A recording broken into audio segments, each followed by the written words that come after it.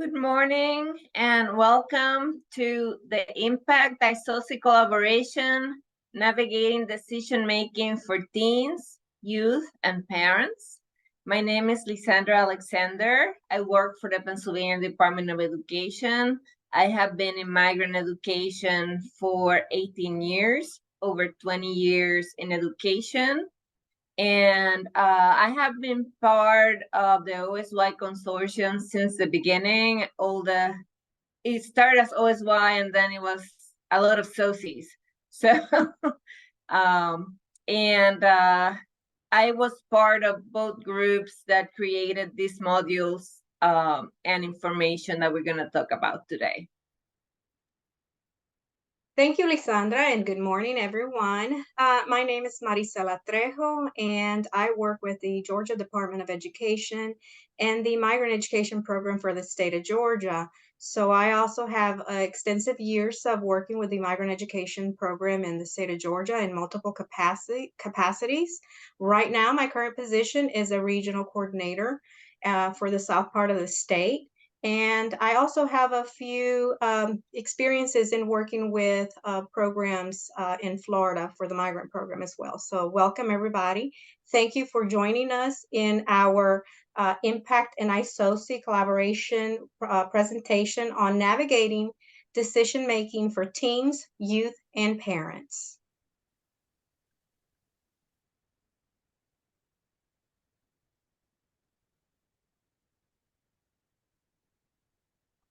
So today we will focus on the following objectives. We are going to discuss materials that were created by both consortiums that you see listed on the screen. The iSOSY, which is Instructional Services for Out-of-School Youth and Secondary Youth, and then also the IMPACT, which is the acronym for Inspire, Innovate, Migratory Parent Action Coalition. Along with our presentation, we will discuss the 5 steps for decision-making process. And both Lisandra and myself, we will review the content that has been previously created by iSOSY and IMPACT. And then toward the end of our presentation, we will focus on one activity, which is called SOTAs for Situation Options, Advantages, Disadvantages, and Solutions.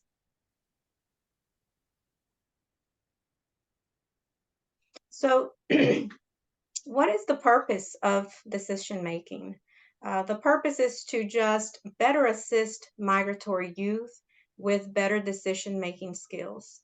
It's to help them better understand that decision making is a process, and learning this process doesn't just happen overnight.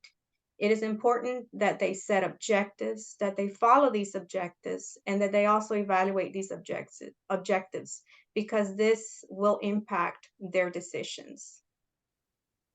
As far as iSOSY, I'm going to talk a little bit about the personal wellness work group. The reason we did decision making is that we surveyed staff from all over the country to see what they wanted our next module to be about, and they decided to focus on social emotional learning. So we decided that responsible decision making would be a good place to start. As you know, and I'll go over, SEL is huge. So focusing on that made the product better and more concise. So the rationale, again, for why we focused on decision making, as far as it goes for impact, we all know that making decisions, even for adults, is something that it's difficult. It's not an easy task. So even more so for those who are youth, they also are even more of a difficulty in making decisions. So that's why the consortium focused on designing materials that were specifically target youth. And in this case, we targeted middle school youth. And those of you who work with middle school youth, you all know that they also face a lot of different challenges at this age. So, and learning to make better decisions at this age is just detrimental. And it's so important because they could be potentially making decisions that is going to impact them in a negative way, for the rest of their lives. So this is a phase in their life that we have to, pay close attention and equip them with better skills on how to make better decisions. So that is why the content of what impact design is to obviously target middle school students, but then also we want to empower the parents or the caregivers so that they can be better equipped and then also help their teens become more confident decision makers. So for iSOSY, here's the CASTLE definition. I'm not going to read it to you, but basically it involves making decisions and weighing the benefits and consequences of different actions for the whole life. And one thing we focus on both the consortium is the ability that the fact that this is a skill that can be learned. And maybe some of you will get some ideas today. So let's turn to iSOSY. So like I said, we focus on social emotional learning and the concept of responsible decision making, which is part of the CASTLE wheel. They're the topmost professionals on that field. So who made this? As you can see the map, those are all of the states that are in iSOSY 1. I was the lead for this group, personal wellness, within which is this module. And I was also joined by Becca from Vermont, Misha from Alabama, and you'll hear from both of them tomorrow. So we hope you can join our presentation. And we also have a lovely iSOSY consultant, Laura Thomas.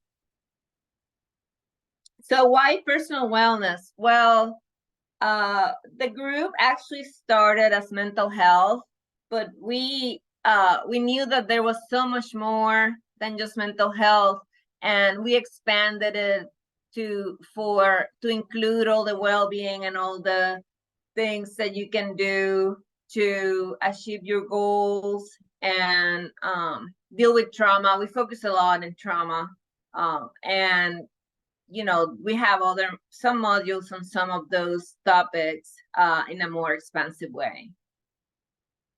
So here are our 9 modules. We have created modules that have in the training package that have your PowerPoint slide deck presentation, notes, also a guide, a facilitator's guide that will help you with that, and also separate activities. And we'll do one of the activities today. We have presented at several conferences. Most recently, Tracy Kalick and I presented at NASME on the trauma-informed best practices. So I hope some of you that were there are here.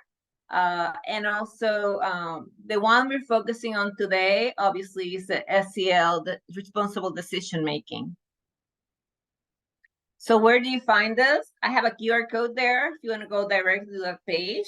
But if you go to the osymigrant.org website and you go under practitioner, you can get to the personal wellness. And in addition to the training package, there are other resources that we have developed throughout the years.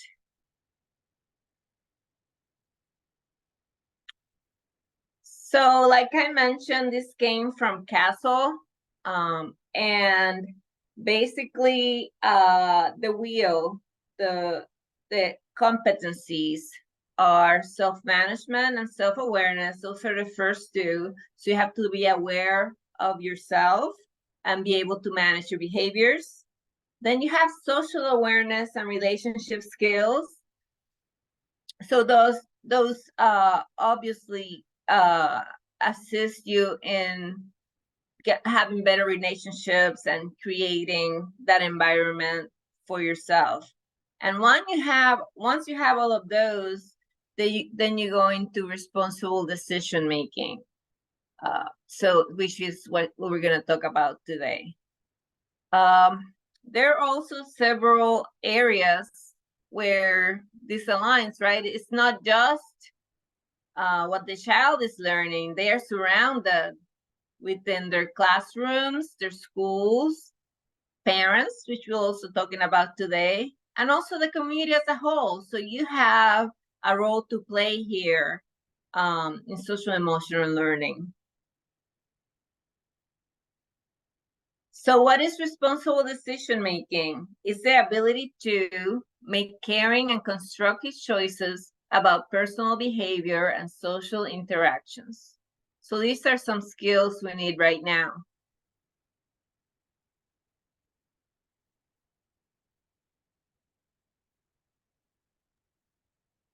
Thank you, Lisandra. So now we're going to dive into the impact and what was created for decision making. Again, we are just highlight and showcase the materials that were created for this unit on decision making, but there's more materials and the training slides and all the materials will also be provided on our impact website. So again, the focus is to just help empower parents and their youth, in this case middle school, so that they can be better equipped on how to make decision making, and then obviously solve some of the problems that they may encounter as they are growing.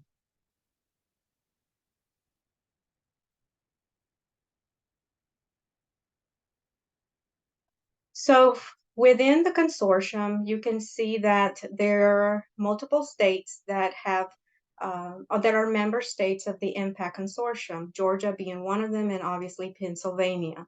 So within this group of individuals that are also tasked every year to create materials, the group that helped design and review materials, because obviously some of this materials were borrowed from other presentations that were already made by the Pennsylvania Department of Education and so forth. But these are the individuals that worked and collaborated with the unit on this decision making. So we have Emilia from Iowa, Dwayne from Kentucky, Pat from Montana, Lisandra from Pennsylvania, and myself from Georgia. So, what is the focus to help our parents and our youth with decision making?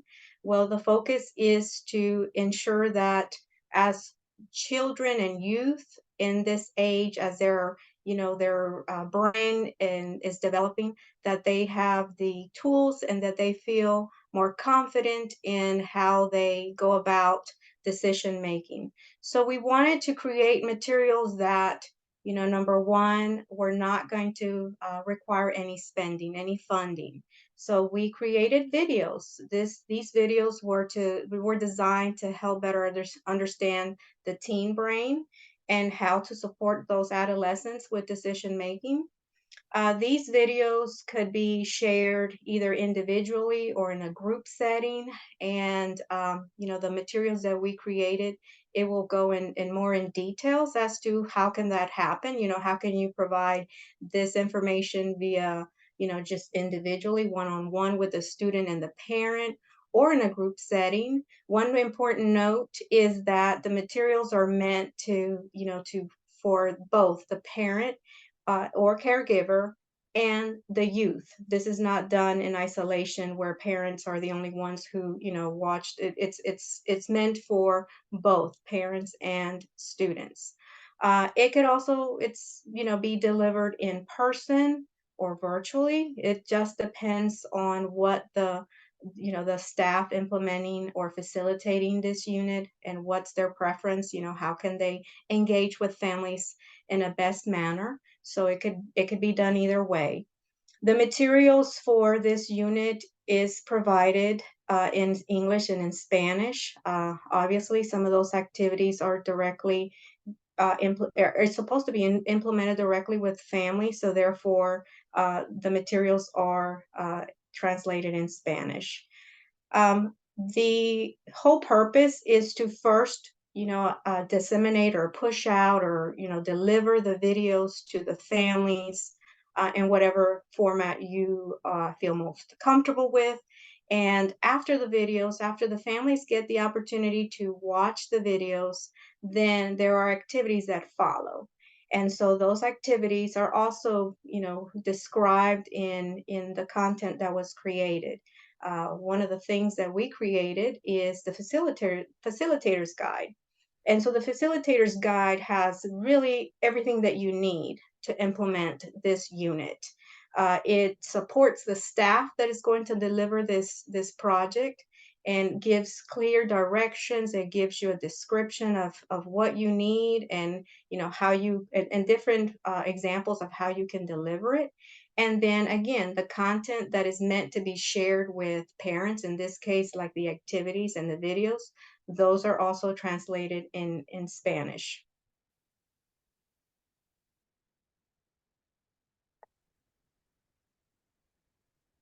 So the five-step decision-making process is something that both consortiums, iSOSY and Impact, utilized, and also is part of the content that both consortiums utilized. So this five-step process is explained for Impact. It's explained via videos, as I mentioned.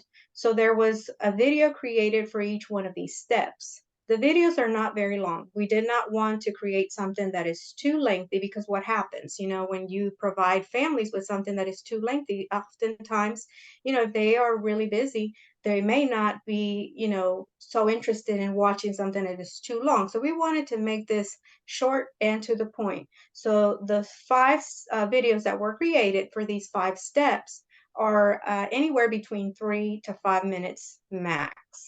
And the videos are in both languages, and it walks the parent, caregiver, and the youth into identifying each of these steps. It talks about, how do they make a decision? And the first step is to identify that decision. What is it that we're looking at? What do we need to solve? After that is the brainstorming happens. And so the brainstorming, is something that we encourage that the youth have these discussions with a trusted adult. It can be a parent, it can be somebody that the youth is, in full confidence, and they feel like they can trust these individuals. So they brainstorm, what are our options about this problem that we're facing? How do we go about it? And then the next step is to identify outcomes. What are the outcomes if I make this choice? What could be the negative uh, impact, or what could be the positive outcome if I make this choice? So this is something that they discuss within the family. And then the fourth step is to actually make the decision. They go about and they decide on what decision they make. And then the final step of this process is also very important and critical, is that they reflect on the decision that they made. What is it that was decided, and did they consider all of the risk if it was going to bring them negative outcome? Did they consider everything? So that's an important step that oftentimes we may see that some of our teams are not really doing. They're not reflecting on the decisions that they have made. So in essence, each of these steps is described and discussed for parents and youth via a video. So there was a total of 7 recorded videos for the impact unit. And this is just to help them better understand and apply, certain skills into their decision-making process. You have a QR code there that you can also, scan with your phone and then obtain the materials for this unit. The first video that you will see is on the teen brain development. And then, as I mentioned just in the previous slides, you will see the other 5 videos, and that it describes each of the steps that I just reviewed. And then the final video is just a very general video on tips for parents and how they can navigate the decision-making process with their middle school youth. As mentioned, the good thing about this unit is that there's no money involved. So in reality, you can implement this unit just by obtaining the facilitator's guide, because everything that you need will be in the facilitator's guide. So that is to help whoever is delivering this unit. It gives you, a brief description of why we're doing this, what's the purpose. It gives you a listing of all of the videos that you will need, and it also gives you a description of what each video is about. It tells you the length, and the longest video for this unit is the one on the teen brain, which is, as you see on the screen, is about 23 minutes for the English version, and I think it varies a little bit for the Spanish version. Nonetheless, you have all of the things that you need in this facilitator's guide, and it also later on we will show a piece of where you can see the activities, because it lists the activities that were designed for this unit as well. So as mentioned, we wanted to focus on assisting families, to better understand what is happening at this age with their teens' brain development. One of the things that we found is that parents really had just different feedback in their knowledge of, brain development overall. And so this video is again just very high level view information about the teen brain, and then how can parents or caregivers, how can they support their child to make lifelong decisions and solve, sometimes these decisions that they make may be very simple. What do I wear today to school? That's something very simple, and they can decide on the spot. But sometimes they have to make, decisions that are more complicated. So that is where, a lot of our families, may struggle. Not to say everybody, right? Everybody may have different level of skills, but there's a lot of families that, that we work with that potentially could use some help with how to help their middle school youth solving complex, problems. So one interesting factor that we gathered from the families that we, were able to implement this project with was the fact that, a lot of them, they were under the impression that the teen's brain, it's obviously they're adults once they hit, a certain age. A lot of you are very familiar with the young ladies who have their quinceañeras, and when they have their quinceañeras, they are considered, sometimes they're considered adults by that age. Well, that's not what research and the experts say about the brain and the growth development. According to the research that we reviewed, the teen brain is under construction up until age 25. So it was interesting to see the parents' reaction when they saw this information, and some of the comments that they made about, wow, I was thinking that, my 18-year-old is an adult and that's it. He should be making decisions that I make, and because he's an adult already. But this was surprisingly to some of the parents. So that's just an interesting fact that we also felt like, it was important for them to better understand that in order for their children to be making better decisions, that they also understand what's going on in their child's brain at this age. So research and the experts indicated that, the frontal lobes it plays a very key role in the brain development for our youth. And we're not brain researchers, so we did a very high level overview of what role did the frontal lobes play in the brain development. And we provided a very brief explanation and the role that it plays. And then we also, just encourage just parents and caregivers to, be more open to having more activities with their children. These activities will, help with the growth and the matureness of the frontal lobes. And these activities can be, something very simple, such as, doing outdoor activities, exercising, doing something new, or engaging in a new hobby that they haven't done before, because the frontal lobes also is something that it controls some of the most important functions for us and for our teens.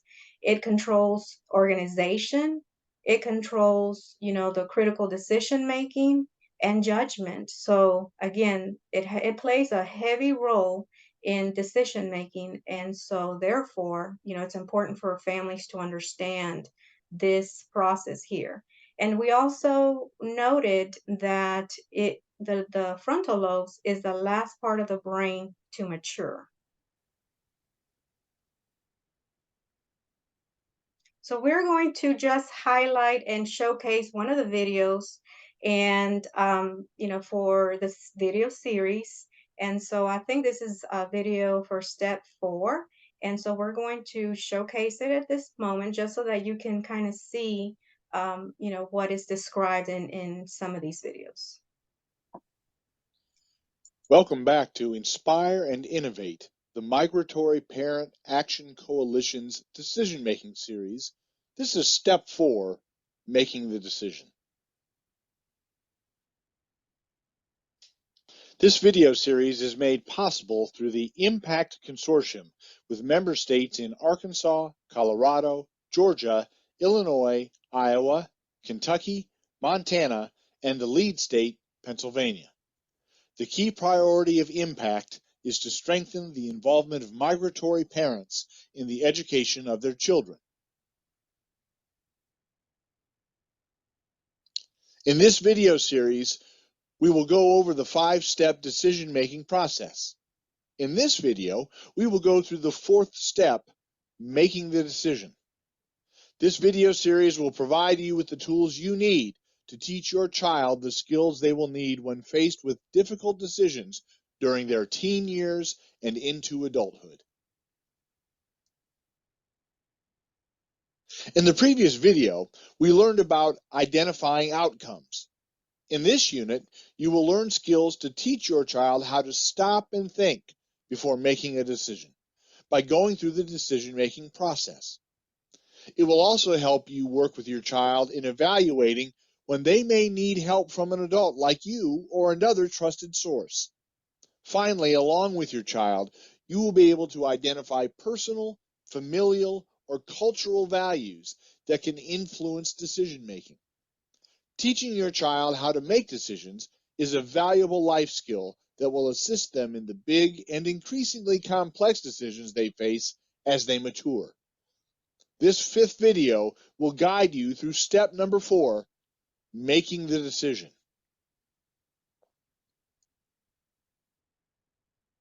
After you have led your child through determining the decision to be made, brainstorming your decision options, and identifying possible outcomes in light of your family's value system, it's time to make a decision.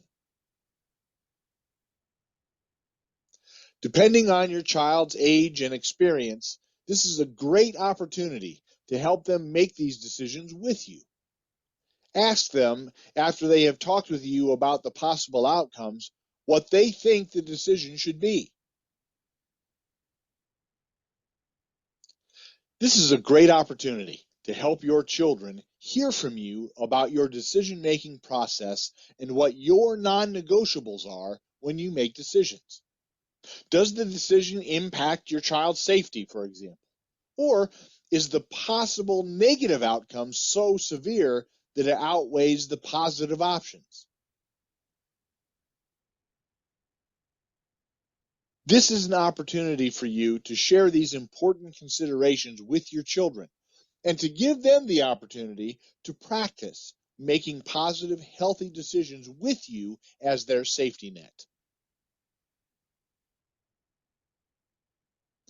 Now that we have identified the decision to be made, we've brainstormed our options, identified our outcomes, and applied our values, and we've made the decision, let's go to the next video to learn how to reflect on our decision making.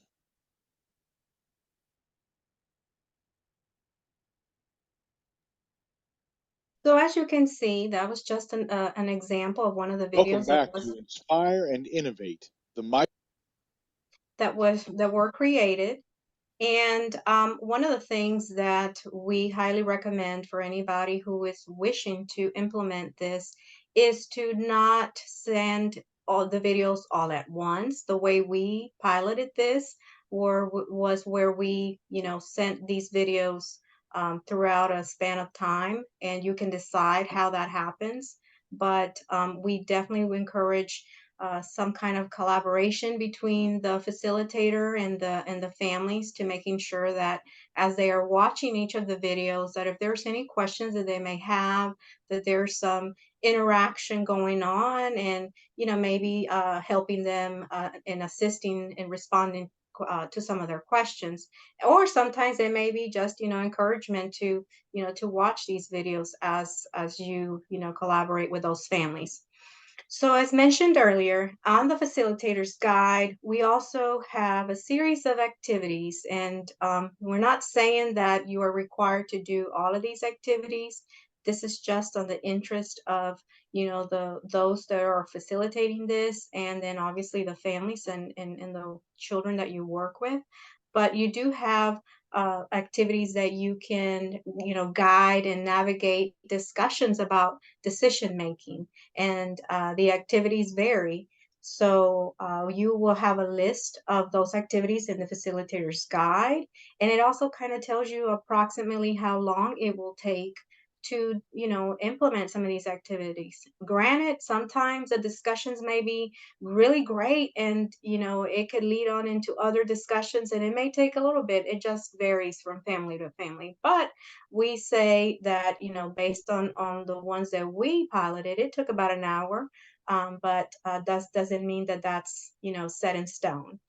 And so again, that each of those activities that are listed there, the facilitator will decide which ones they want to implement.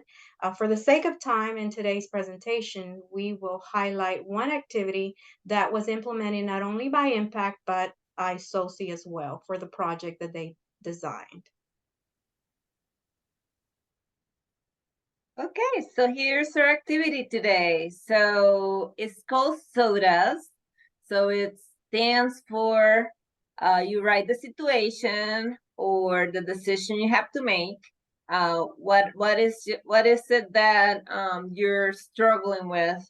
Because there's always a positive and a negative, right? So you would write there's never just one option. So you can list 2, 3, and then evaluate each one. What are the disadvantages of each? What are the advantages? And then after you weigh all that, then you can come to the solution. So again, SODAS, what we're going to do right now is we are going to run through a couple of scenarios. One's going to be for middle school, and then we're going to have a high school and an OSY. And how it's gonna go is Marisela is going to read the scenario. And then since we don't have a lot of audience interaction, I have gone ahead and filled some of these out and give you some examples as to how this can be done. So the first scenario is for middle school. A not so popular student has invited you to a sleepover at a birthday party on Friday night. You had accepted the invitation and are planning to attend. On Wednesday, you were invited to a boy-girl party for the same Friday night by one of the most popular students in your school, someone you have hoped to become friends with. After talking with your friends, you realize most of them will attend the boy-girl party, and your parents have told you it is your decision, but you should attend the party you responded to first. You really want to be part of your popular crowd, so what do you do? Okay, so the situation that he's facing right now is whether he's going to go to a sleepover with his friend or this popular child party. So the option one would be to go to a sleepover. Option two would be go to the party. And option three would be stay home. So what are the disadvantages of going to the sleepover? Well, maybe you're not gonna be with the popular crowd. Maybe it might not be as fun, but you might be able to maintain your friendship with your friend, and also see you have a lot in common with your friend. So if you go to the party, you're gonna hurt your friend's feeling. You know that, and there might be drinking or other activities you want to stay clear of. But you know, again, you get in with a popular crowd, and it should be fun. You can also just stay home and not go, not do either one. So it might be boring.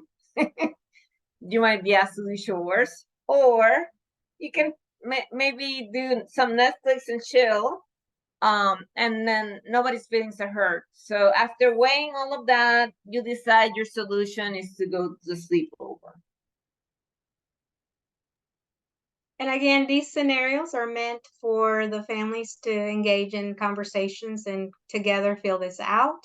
So our next scenario is targeting a high school student. So you work hard in school, you get good grades and want to go to college when you graduate. You also have an after-school job, and the money you earn contributes to your family's overall income as they rely on your help. You recently missed several days of school and work because you were sick. Now that you have returned to school, you're feeling lost in math class. The teacher offered to stay after school and help you catch up, as it is the only time that she is available. However, you are scheduled to work every day after school. What do you do? Does this sound familiar to some of you?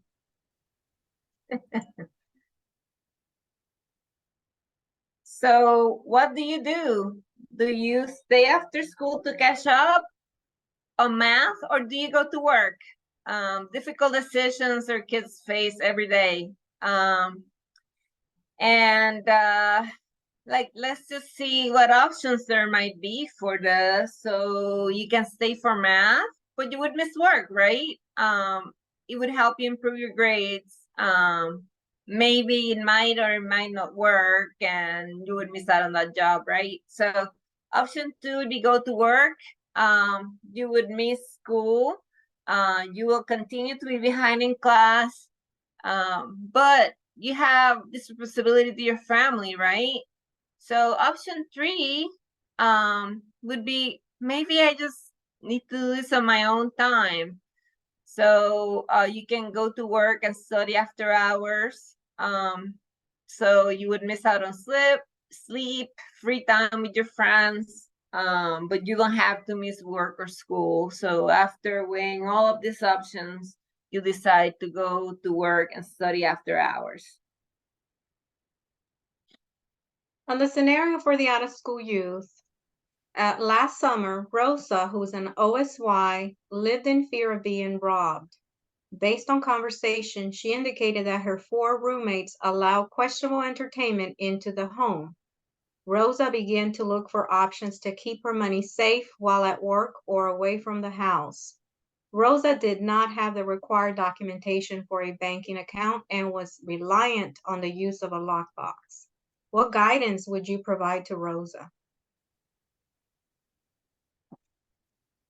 So she's feeling unsafe where she is at, and she doesn't want to leave money in the home. I mean, sometimes our youth might not be able to get a bank account or have a secure way to keep their money, right? So one thing she can do is talk to her roommates, which is, you know, involves confrontation with your roommates. So it might make something really tense. Somebody might get really defensive, or it might not solve anything. Could make it worse. and the option 2 is to move out. And as we know, especially now, rents are so high, it might not be a possibility. And if she gets new roommates, who knows, it might happen again. So option 3 would be open an account. She has no documentation and might have to pay some fees, but at the same time, she would know her money is safe. So she's gonna talk to her advocate about opening an account.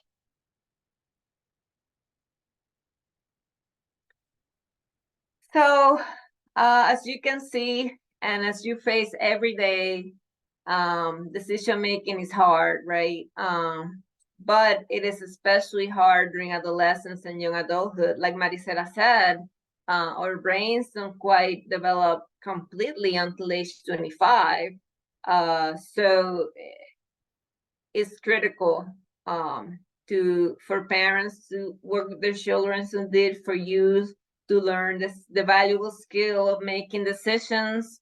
The brain also, this will equip them with a skill for life, right?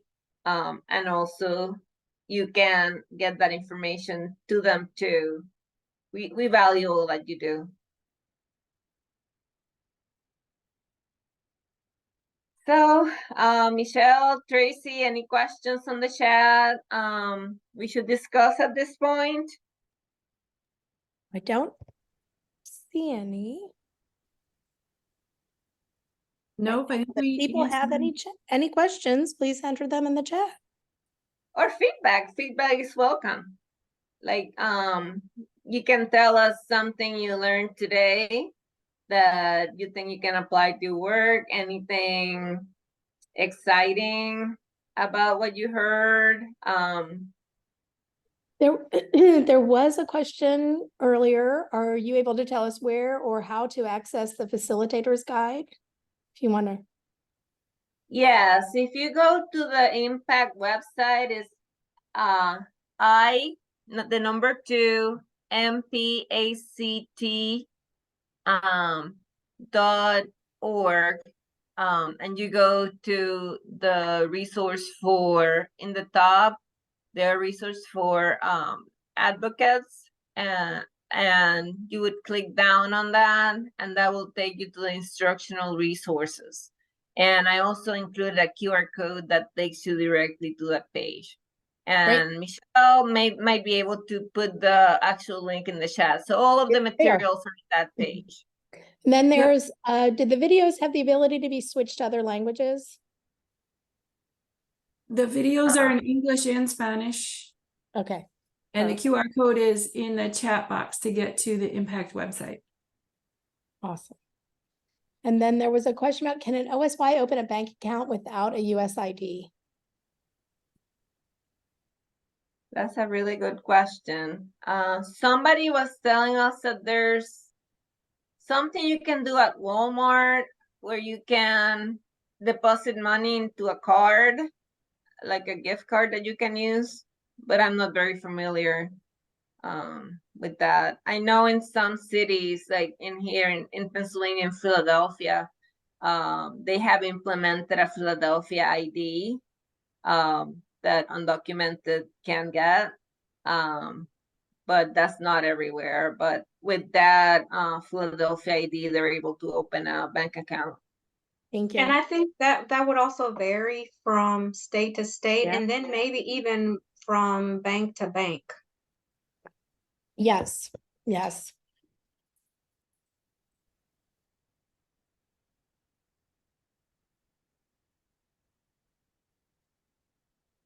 I know some people are writing in the chat. Yep, community IDs, that's exactly what I was talking about.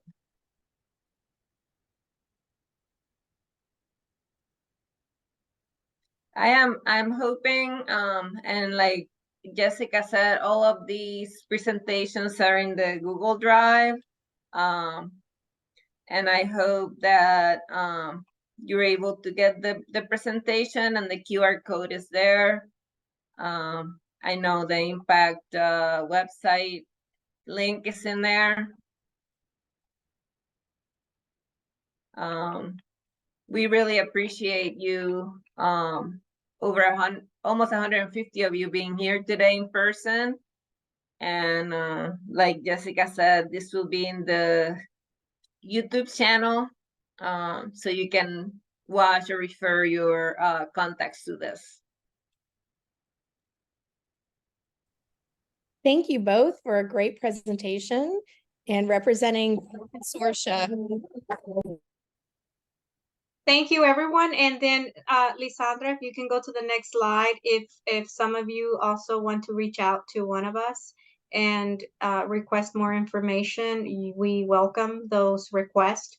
Just reach out to us via emails, and we'd be happy to point you to where you can access some of these materials and further support you in whatever way we can.